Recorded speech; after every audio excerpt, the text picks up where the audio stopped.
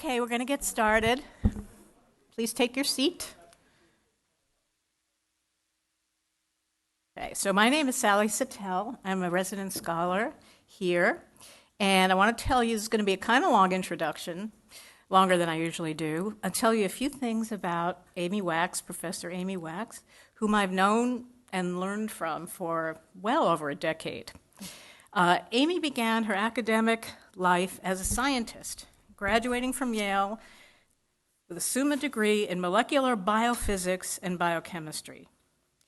Then on to Oxford as a Marshall Scholar in philosophy, physiology, and psychology. Amy has a medical degree from Harvard. She worked as a neurologist for several years, probably explaining why you're so good at striking nerves. And she decided to take a turn of career and went to law school and graduated from Columbia in 1987. Then she worked as an assistant to the Solicitor General in the Office of the Solicitor General of the U.S. Department of Justice in the late 80s and early 90s and argued 15 cases before the Supreme Court. Now she is the Robert Mundheim Professor of Law at the University of Pennsylvania.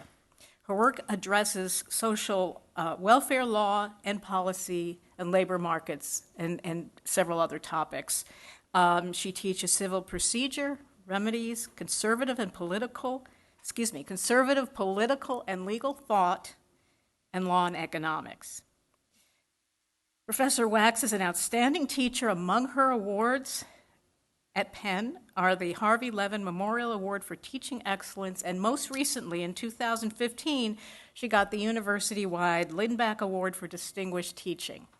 The definition of that award is that the distinguished teacher has the capability of changing the way in which students view the subject they are studying. Changing the way students view the subject. Challenging them to consider rival explanations, to even know there are rival explanations. In short, to educate one's students. Now, and I pause dramatically, while we fast forward to this summer, when over 30 of Professor Wax's colleagues in the law school denounced her. In her talk, she will fill in a few of those details. Her law school dean then asked her to take a leave of absence and stop teaching a mandatory first-year course, saying he was getting pressure to banish the professor for her conservative views. If you read the Wall Street Journal this weekend, Amy had a big essay describing these travails, and then you know much of the story. If not, you'll hear more today.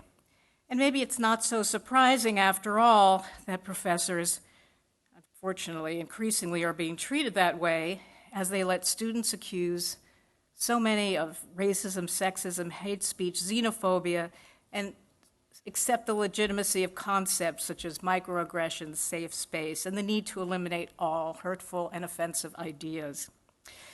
There's something surely deeply toxic in an academic environment in which someone can go from being an award-winning teacher 1 year and 3 years later to being asked to stop teaching, to stop changing the way students view the subject they are studying. Professor Wax will help us examine that environment, the state of debate on American campuses, and perhaps most importantly, she'll address what we can do about it. Thank you.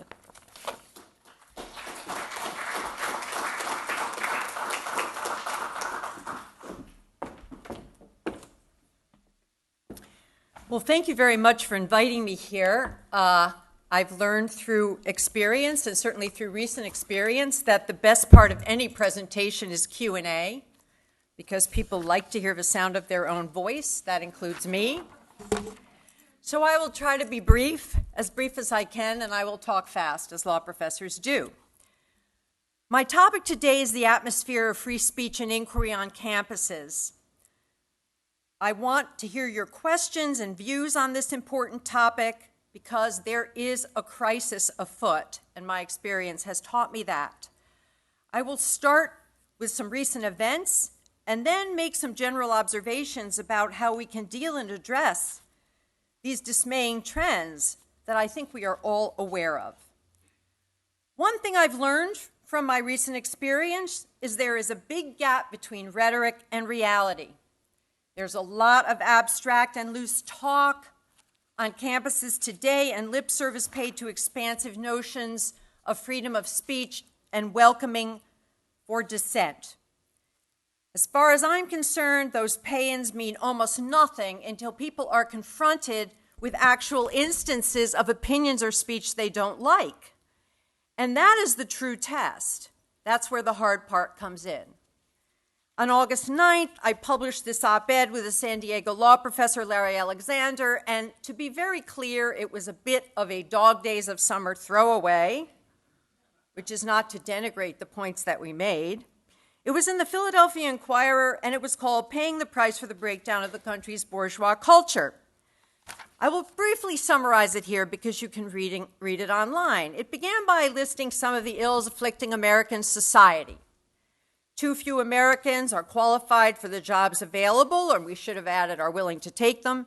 Male working age labor force participation is at Depression era lows. Opioid abuse is widespread. Homicidal violence plagues inner cities. Half of children almost are born out of wedlock, and many raised by single mothers. College students lack basic skills and lag behind other countries.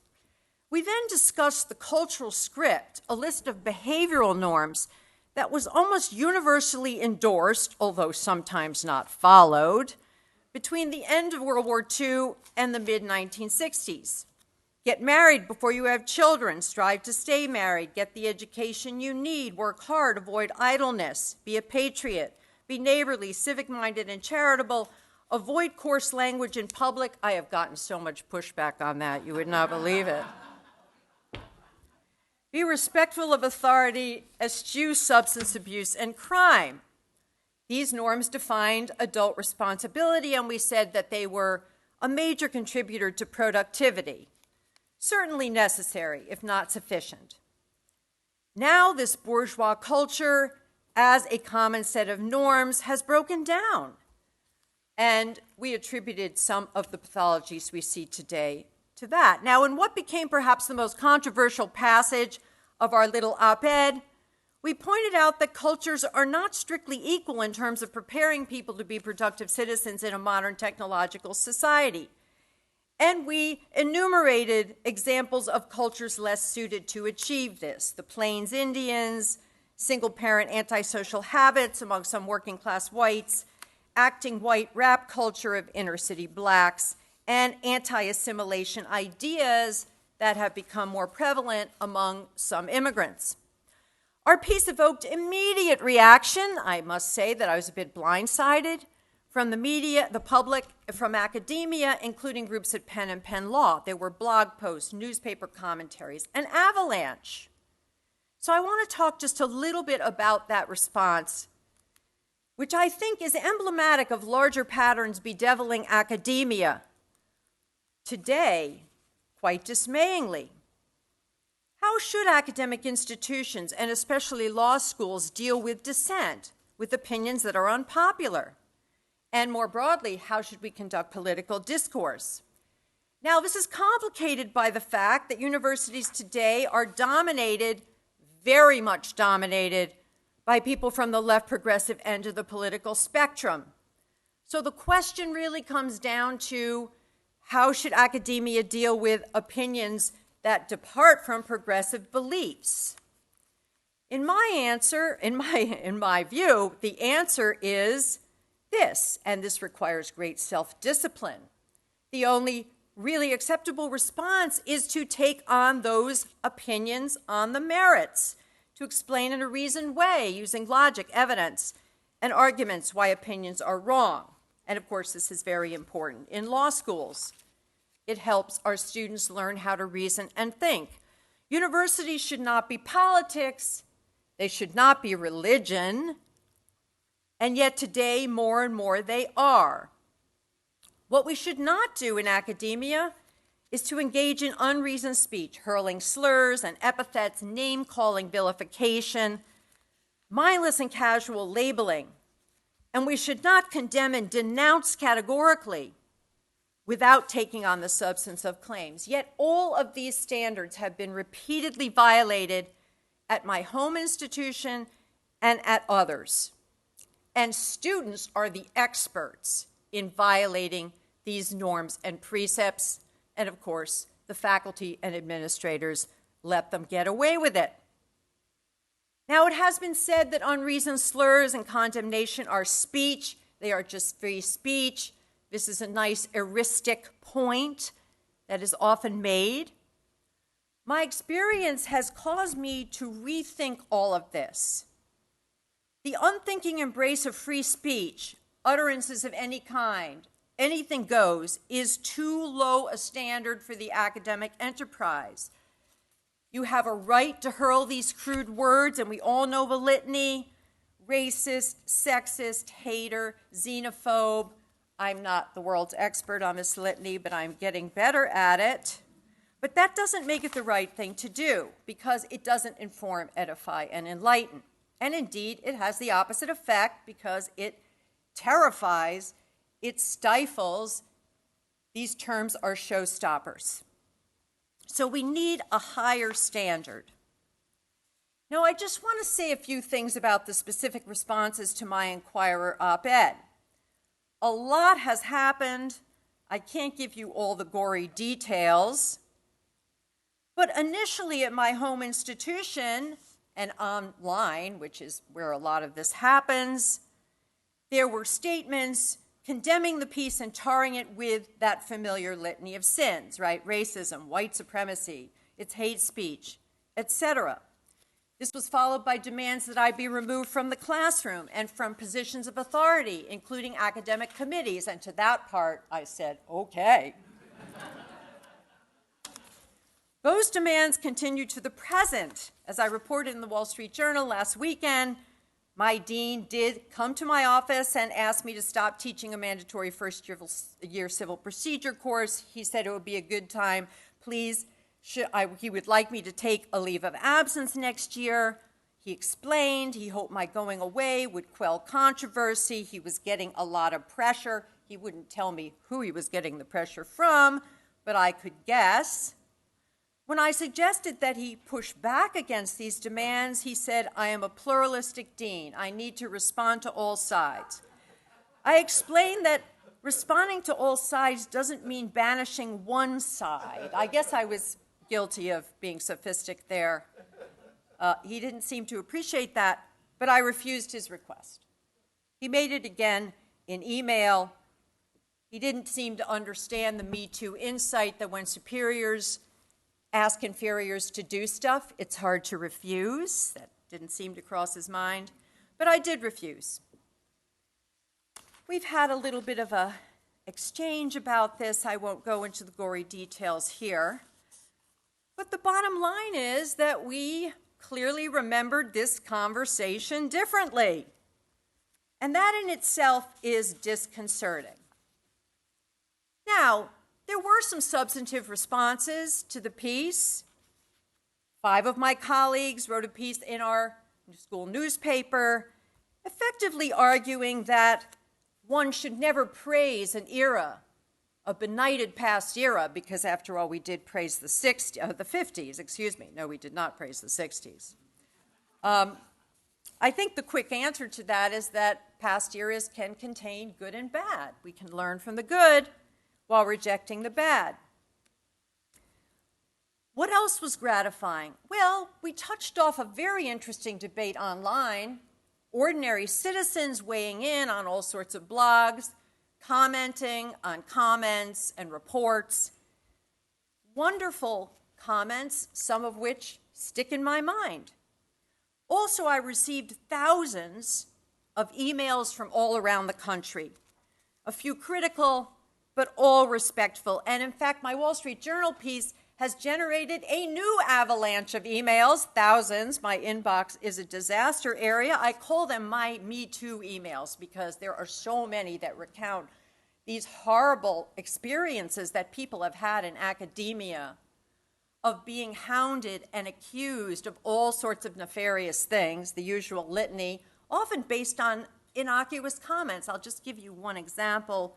There are some from the trivial to the horrifying, but one student wrote and said that when he asked in German class why the German noun for skirt was masculine because women wear skirts, he was accused of gender phobia and hating trans. He got a lot of guff online, he told me. Lost a lot of friends. I searched for my best messages by putting in the term 100%, as in, we agree with your op-ed 100%. And many said, you expressed what we are thinking, but afraid to say. A sad commentary on the state of civil discourse in our country. And finally, many urged me not to apologize and back down. God bless you, have courage. Stand up. Stand up to all of that intimidation. So obviously there's been a lot of apologizing. Now what really went wrong, and I'll be very brief about this, is that 33 of my colleagues signed a letter denouncing and condemning all my views categorically. That came at the end of August. And also invited students to report stereotyping and bias that they might experience at Penn Law, the clear implication being, of course, that the person whose statements were being denounced should be monitored for those sins. But this statement had no argument and no substance, no reasoning, nothing of that kind. Now, what's wrong with this? Well, a lot. But one of the worst things about it is the message that it sends to our students. Not only are these professors, 33 of them, not teaching our young people how to explain their position, but they are sending the message that it is fine not to explain your position. It is fine just to denounce. Now, they've already learned that lesson far too well. It is gratifying to note, though, that almost all the reader comments on this so-called DP Open letter were quite disdainful. This letter has no counter evidence, no rebuttal. It's embarrassing. My favorite, this is self-righteous virtue signaling. Note to parents, if you want your daughter or son to learn to address an argument, do not send them to Penn Law. I guess loving this is sort of biting the hand that feeds you, right? In effect, mothers, don't let your children grow up to be Penn Law students. But the letter was not the sum total of my colleagues' anti-role model behavior. In my Wall Street Journal piece, I recount two colleagues who said some things to me that I found very disconcerting. One was a colleague I hadn't seen for a while. I went up and greeted him on the street. He said, "My summer has been awful because of you. You have destroyed my summer.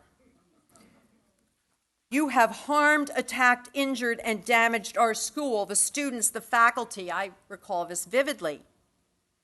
Now, think about that. The rhetoric and the choice of words. That is enemy of the people rhetoric. You have hurled the sticks and stones that break our bones. You hurt us. It transforms an unwelcome opinion into a weapon that inflicts injury. And of course, what do we do with a weapon that inflicts injury? It has to be suppressed, excluded, and destroyed. Another of my colleagues, my deputy dean, explained why the DP letter had to be published. They needed to get your attention, so you wouldn't write anything like that again. No more heresy. Well, no further explanation required. What of those who didn't sign? Yes, there were a few who didn't, and who actually tried to meet me on the merits. I tell my students, those are the professors you should emulate. And indeed, I refer them to Jonathan Haidt's little critique of the open letter on the website Heterodox Academy, which I highly recommend to you, and I am a member of Heterodox Academy. Letters of condemnation, he said, should not be used to respond to expressions of faculty opinion. Every open letter that it condemns a colleague and his or her words brings us closer to a world in which academic disagreements are resolved by social force and political power, not by argument and persuasion. Press the delete button if they send you such a condemnation. Now, I have to say, because Gary Rosen at the Wall Street Journal got so much guff, that in the wake of Hayek's critique, two of the signers, including the modern-day Torquemada, who instigated the denunciation, and I always love to say this because my students have no idea who Torquemada is, took stabs at refuting our op-ed on heterodox. His refutation was 15,000 baggy words long, a bazooka to kill a fly. He also added a resounding defense of the open letter of condemnation on the grounds that I am a racist. Now, what were my colleagues thinking? I think that they were thinking that they were protecting their students from nasty opinions. The one colleague, and they need to protect them. The one colleague who actually came to talk to me about it, and I'm grateful to him, said he didn't actually disagree with much of what I said. He didn't like my comment the next day when I quite unwisely gave an interview to the school newspaper under provocation that some cultures are superior as evidenced by what people actually do. Global migrants flock to white European countries. He said, that's a code for Nazism, and that's why I have to condemn you. Now, there's a lot to say to that, but here is what I would say. This whole idea of one thing being code for something else, of being a dog whistle for something else, has gained a tremendous amount of traction in academia today. And here's the problem with it, or rather its virtue on the part of those who use it. It is just unanswerable. The invocation of code is similar to the rhetoric that now is standard issue and ubiquitous of emotional injury, of harm, of hurt, of marginalization, of trauma, exclusion, being just disrespected and demeaned, and all of that stuff. And students trot that out regularly. It brings discussion and debate to a halt because it is meant to do so, right? Invoking codes like talk of offense is the ultimate heckler's veto. These reactions are subjective with no agreed upon meaning and no objectively testable standard. Anything can be code for anything else. Nobody has the right to question someone's feelings, their offense, their response. So basically, we're done. There's nothing more to say, right? The watchword here is hurt, emotional hurt. It is the therapeutic culture come into academic culture with a vengeance. Now, what are the implications of these stories I have just told for all of you, for university students, for members of academic communities, for citizens in a democratic society? Right now, we are dwelling in a climate of unprecedented orthodoxy, and it has really accelerated in the past few years. Fear and intimidation on many vital, important issues of the day. I definitely get the sense, and I am told, right, that students do not feel free to dissent from approved opinions. They are worried about what will happen to them, and justly so. Not just worried about those in authority, but especially concerned about the response of their peers. Because if they utter the wrong opinion or say the wrong thing, their peers will go after them. And much of this occurs online, right? All of this is reinforced by the officers and committees that now litter the university, an entire massive bureaucracy dedicated to monitoring attitudes, receiving complaints, and guarding sensitivities. And this bureaucracy only grows, right? So what that means, and this is the academic administration, which has proliferated madly, right? And of course, they are experts in the methods deployed to stifle and discourage dissent. The parlance of grievance culture, the 8,000-pound gorilla of a heckler's veto, the rhetoric of feelings, abuse, and disrespect that I have just documented. In addition, of course, there are myriad forbidden thoughts and even forbidden vocabulary. Undocumented immigrant, not illegal alien, even though that's actually in a statute that I teach, unfortunately for me. Gender orientation, not sexual preference. I've been called out for that. Nostalgia for the 50s is hate speech and white supremacy. Praising Western civ and European culture is racism. Indeed, even factual statements can get you in hot water if the facts are inconvenient. And once you've got these labels sticking to you, you will never get rid of them. You will never get rid of them. So what does this situation imply for the place of the university in society? Well, the first implication is there are a growing number of controversial but vital topics for which, in effect, only a narrow range of opinions is heard. And what that means is that the university has become irrelevant. The real discussion has moved elsewhere. It has moved online or to think tanks. The university is rendering itself irrelevant. In fact, it's even worse. The university is now taking official positions on a growing number of political issues, something the 1967 Calvin Report warned against, saying the price here is censuring any minority who does not agree with the view adopted. Yes, that is absolutely right. At my own institution, my librarian, at my behest, recently collected 20 separate emails, letters, and university-wide announcements from central administration to the community on immigration, all opposing every single aspect of President Trump's policies, from soup to nuts. That is now the official position of my university.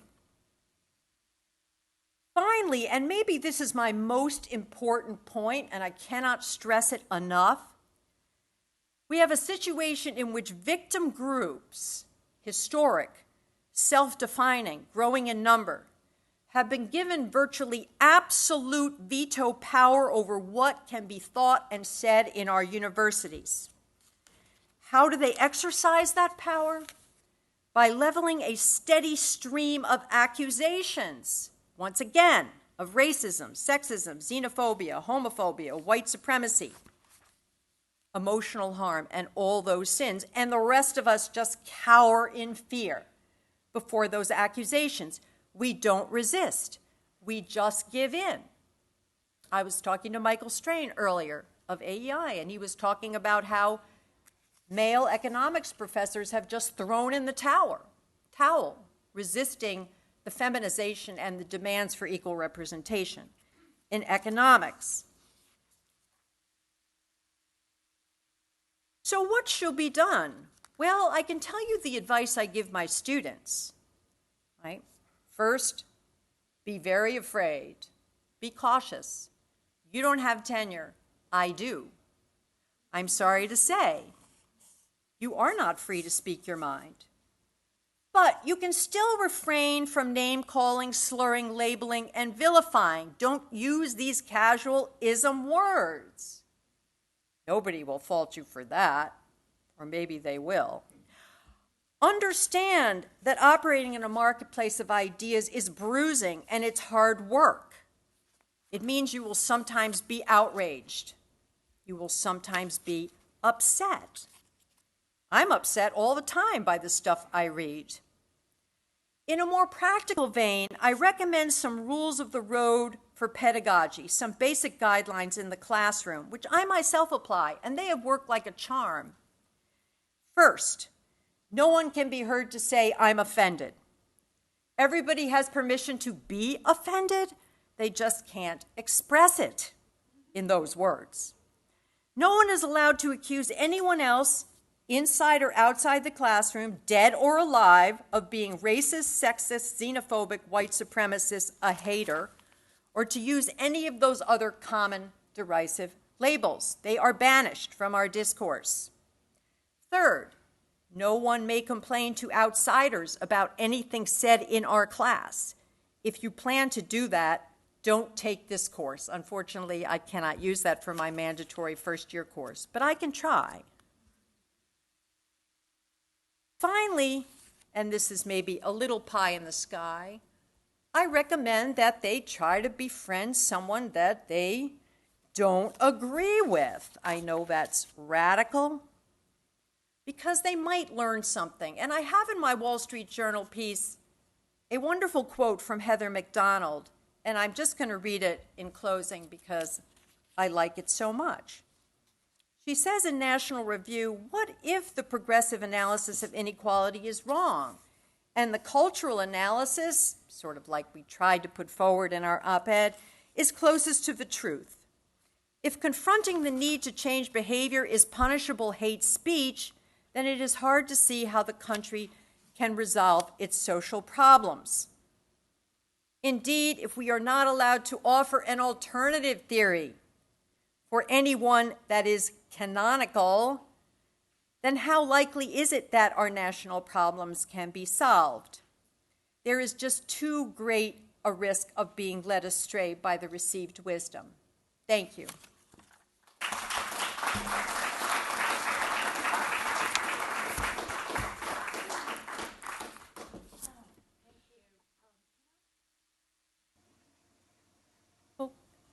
Unless you want to go on. Well, that's why I'm here. Okay, thank you, Amy. That was wonderful, and obviously, well, provocative. Maybe more to a different audience. I don't know. So, yes, Diana.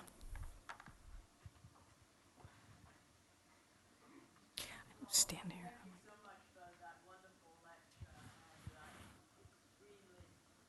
Interesting to everybody, and it's a lesson for all of us.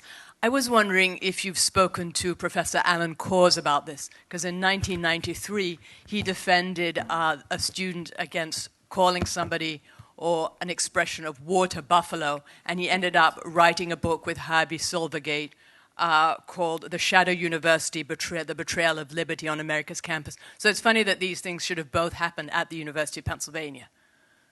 Well, yes, it's one of those coincidences. Alan Kors and I call that a leadership vacuum. Alan Kors and I are close friends and colleagues. We both support FIRE and regularly see each other.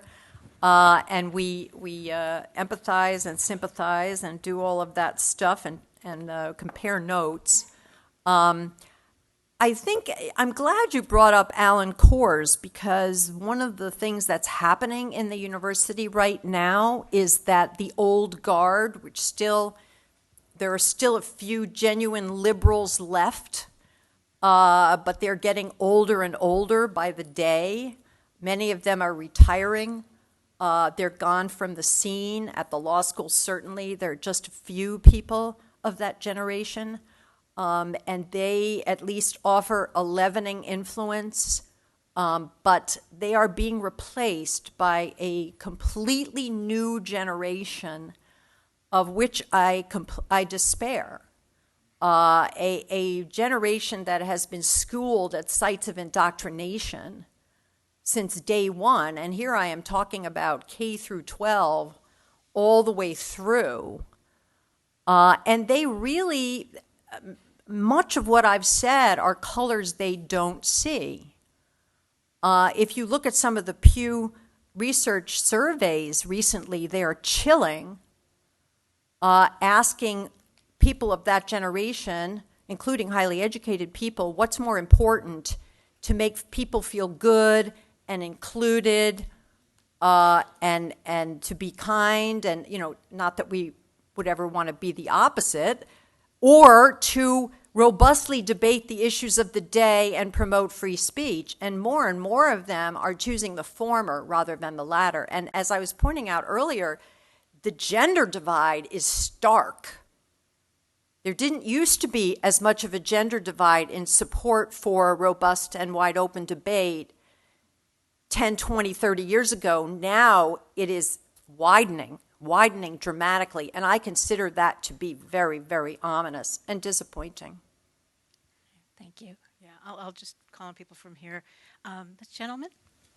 Oh, okay, blue shirt, then red tie. Thanks very much for publicizing Thanks very much for publicizing the situation, even grim as it is. The president of the University of Chicago issued, I think it was a one-page statement about freedom of speech on, or the principles by which the University of Chicago would deal with issues of this sort. Has it made the situation there any better than at the University of Pennsylvania? Or what's the situation there? And is University of Pennsylvania going to adopt some principles like they did at the University of Chicago? Well, if you look at the University of Pennsylvania, official pronouncements, they have all sorts of paeans to free speech and diversity of ideas and all this sort of thing. And that's why I say that, these official documents really aren't worth the paper they're printed on if these principles and commitments don't live in the hearts and minds of those who run the university. And they don't. Now, I don't know the situation at Chicago, okay? As far as I can tell, Zimmer is quite serious about this stuff. Recently, with the invitation to Steve Bannon, he categorically rejected I think, disgraceful letter signed by over 100 faculty demanding that he disinvite Steve Bannon. He didn't really give it much attention. I consider that good. But at Penn, the social justice warrior factions are powerful in practice. Amy, actually, I just want to ask a question myself. What if are the donors mobilizing in any way? Are you working with them? I have been in discussion with a number of the big donors, some very wealthy people. And here, I mean no disrespect to them, but here is my view of the donors and the alumni and the parents.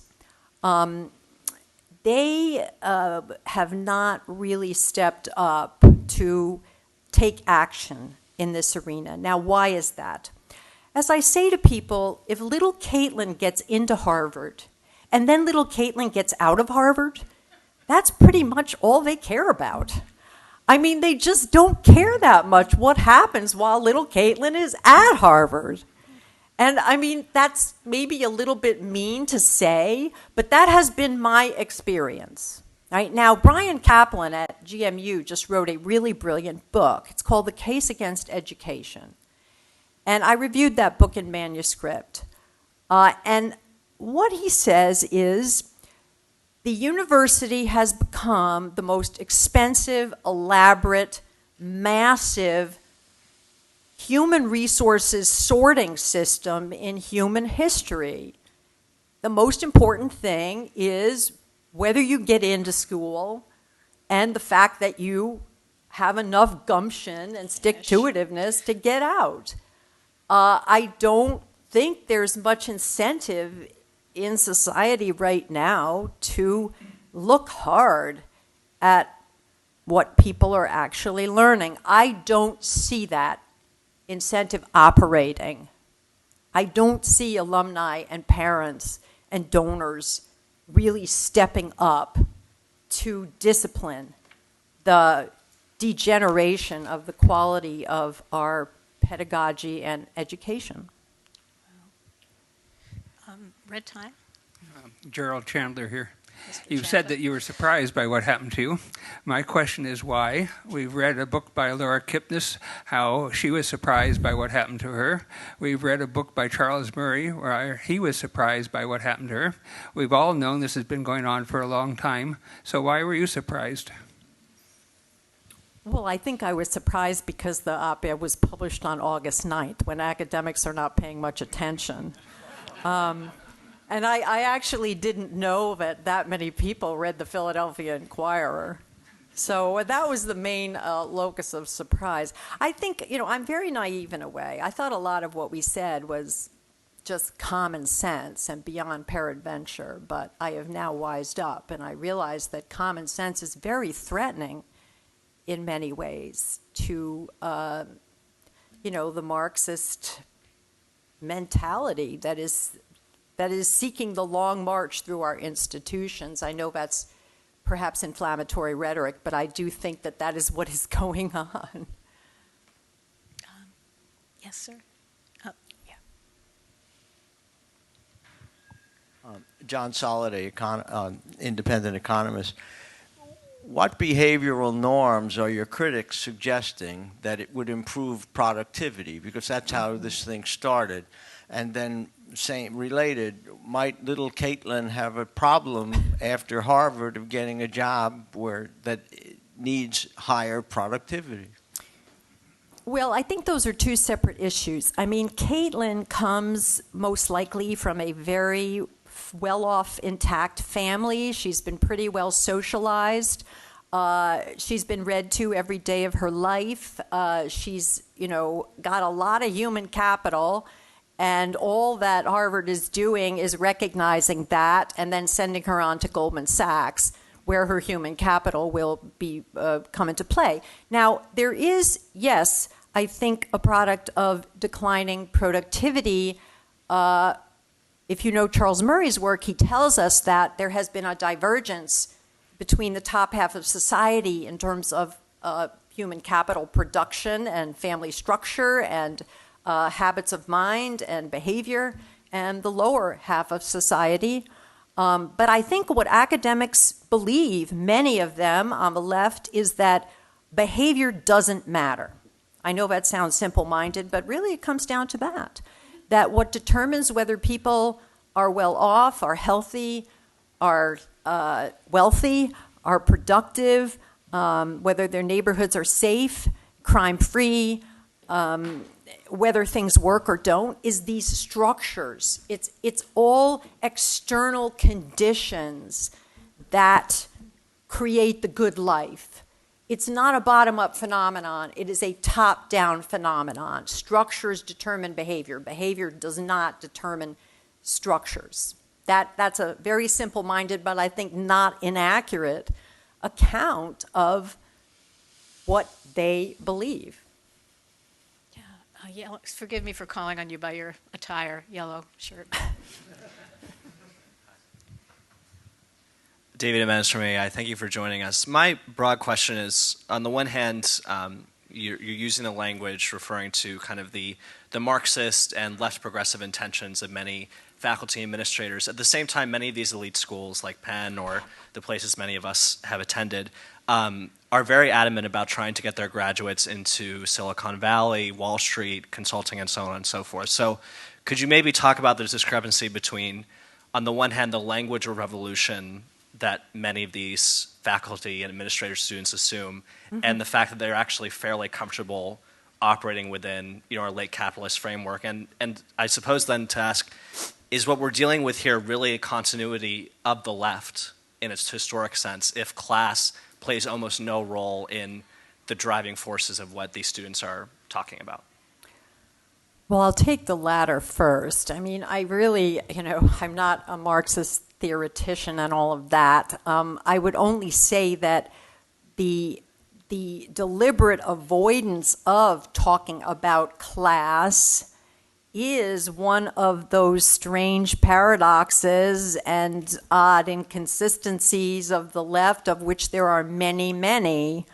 I mean, I'm a woman and I know a lot about feminism, and I can tell you that there is no group of people who is less interested in having a sort of internally consistent set of precepts than feminists. So this is nothing unusual about that. In terms of sending people out to these kind of establishment jobs, all the while professing a kind of bohemian rebellion against the establishment, well, the sort of text on that is David Brooks' book, Bobos in Paradise, of which he has never surpassed, in which he's... That's just to pay into what a great book it is. I really recommend that book. It's a classic. And he explains it all to you. He says what happened is the sort of rebelliousness of the 60s became mainstream, and that is our cultural affectation now. We're all expressive individualists.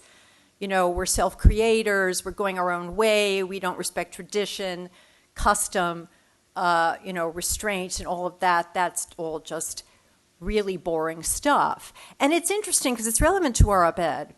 In the wake of the op-ed, I've said to a number of people, you know, conservatism, small c, doesn't think that everybody will conform. It recognizes that from the crooked timber of humanity, nothing straight was ever made, but it understands that bohemianism can never be the main event. It always exists on the margins, and it is parasitic on, it is dependent on most people being very straight-laced, conventional, reliable, trustworthy, thrifty, the whole list of bourgeois values that, you know, built our country. So it's really a matter of, you know, what's at the core and what's at the margins. And I think what's happened is that much of what was at the margins has now moved to the core. Now, not all of it, because there is no group of people who lives the 50s more than the American highly educated upper middle class. Yes. Oh, Michael. Michael Barone. Michael Barone with AEI and the Washington Examiner. You said there's a gender gap among the students, and I took it from that the women were more likely, who are 50, 60% of enrollees these days, undergraduate and law schools, are more of this type, that we're raising a generation of Madame Defarges that intend to rule society, even if they don't knit. What's your estimate of the overall percentage of students you're familiar with that actually believe in this stuff? And the percentage, obviously a lot of people have to keep silence. There is maybe some esoteric speech on the part of some of them that is intended to be understood only by them because they know they can't say what they really believe. Give me your sense of that. Well, I don't have a representative sample because I'm most familiar with Penn Law students. I mean, I do have 3 children who've gone through colleges, Ivy League colleges, so I have a little more of a sense of that. But I think that most students, and this has always been true, are not that political. They are basically sheep. They're conformists. I mean, they just adopt the dominant zeitgeist. And their main concerns are getting through school, their friends, having a good time. I'm not really putting that down. I think that's just, you know, I'm glad of that in a way. And then there is a silent minority of students who doubt some of the catechism, and a core of those who are really committed conservatives. Those students are very, very cautious. At Penn Law, a lot of them belong to the Federalist Society, which I advise, and that's kind of a haven for them. But they regularly come and tell me that they have been attacked in class or accused of this sin or that sin, and that the professors just allow that to occur. And so they're always on guard that is going to happen. There's a huge gender gap. It is growing by leaps and bounds. So in the Federalist Society, it is overwhelmingly male. And my course I teach in conservative political and legal thought, which has a waiting list and has a wonderful group. I have 1 woman in that class out of 16, and she is a lefty, a very brave lefty, I should say. And it's shocking. I think what's going on is they have bought this feminist notion that, you know, it's not worth exploring ideas that differ from the accepted ideas. The whole past is tainted by sexism and patriarchy. There's no need to read anything. There's no need to know anything. And feelings are everything. The worst thing you can say about someone is that they're mean or not nice. I'm not kidding. That isn't an argument. Yeah. Yes, please. Hi, I'm Elizabeth. I'm studying at George Washington University. I'm a sophomore now. And I've found a lot of the time, you know, it's kind of assumed that you have the views of everyone else until you say something that makes everyone think otherwise, and then, you know, it's kind of like a witch hunt almost.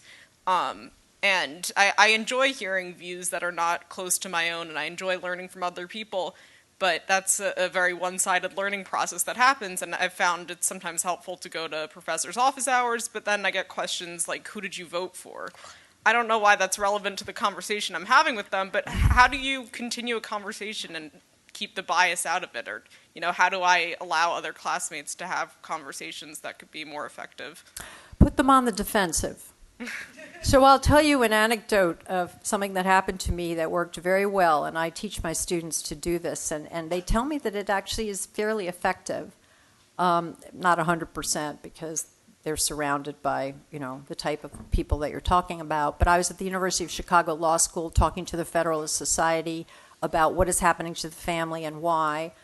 And there were 150 people in the audience. It was a very big audience. And at the end of the talk, the last question was some very genteel Midwestern woman who said, "Professor Wax, tell the truth. Admit it.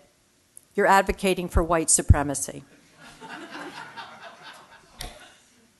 And I looked at her and I said, before I cop to that, you're going to have to define white supremacy. So please, I was very nice about it, as nice as I can be. You're going to have to just tell me what you mean by white supremacy. I assume that you are a law student and you know how to define terms precisely. That's part of the skill set that you're learning. I would like to hear your definition. Well, that was the end. She couldn't do it.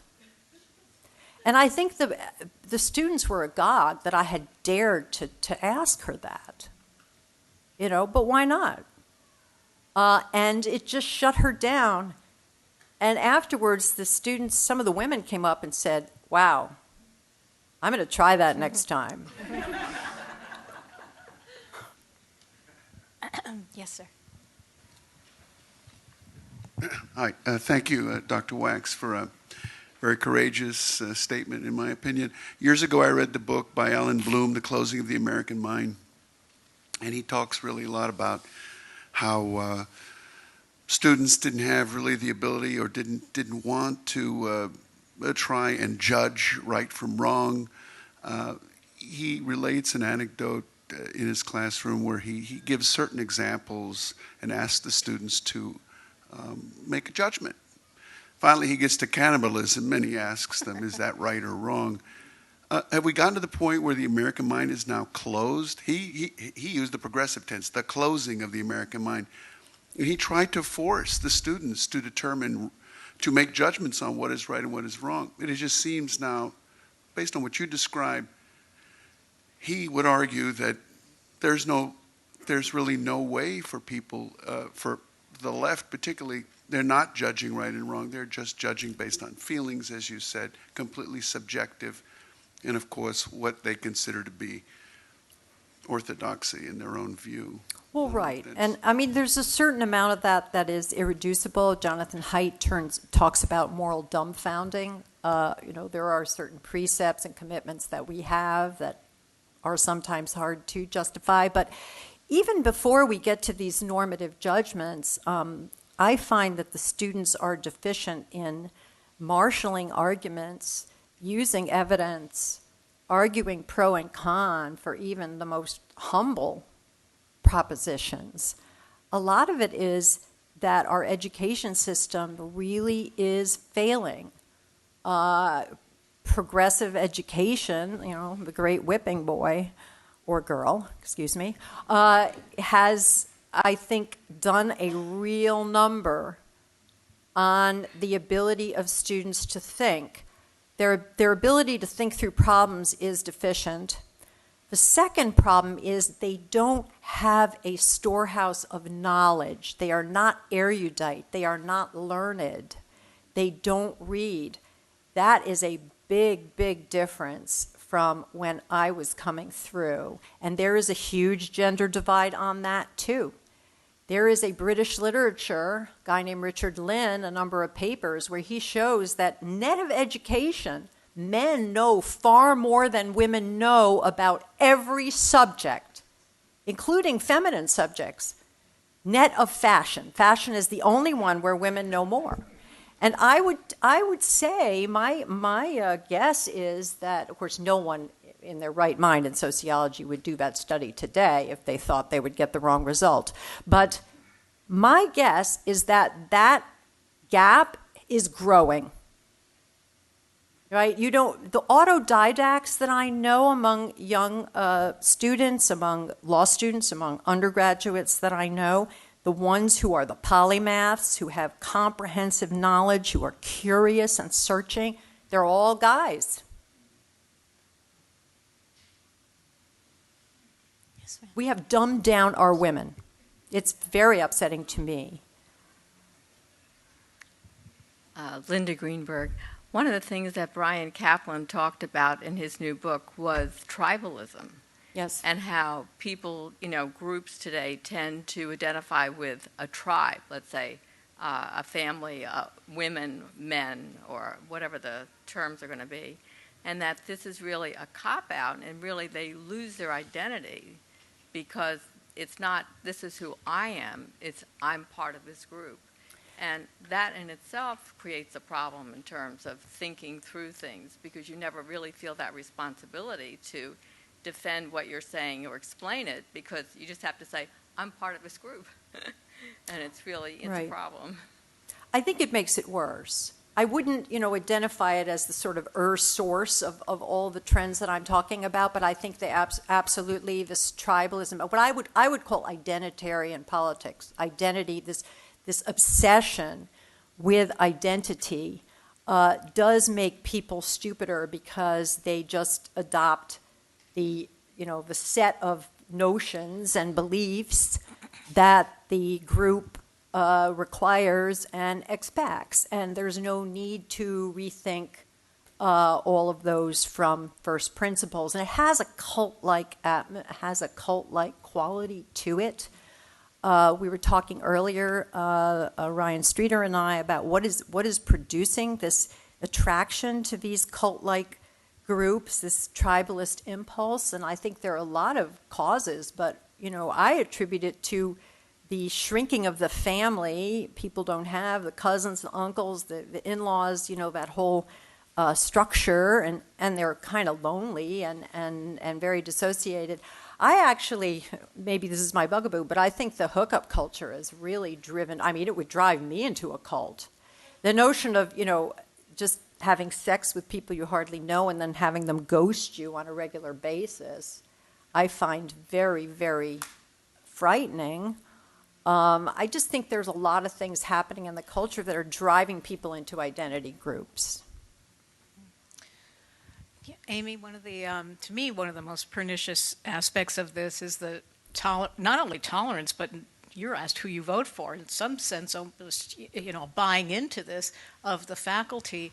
So when these students get out in the real world, are their bosses the faculty, or do they really confront, that they smack up against a cold reality?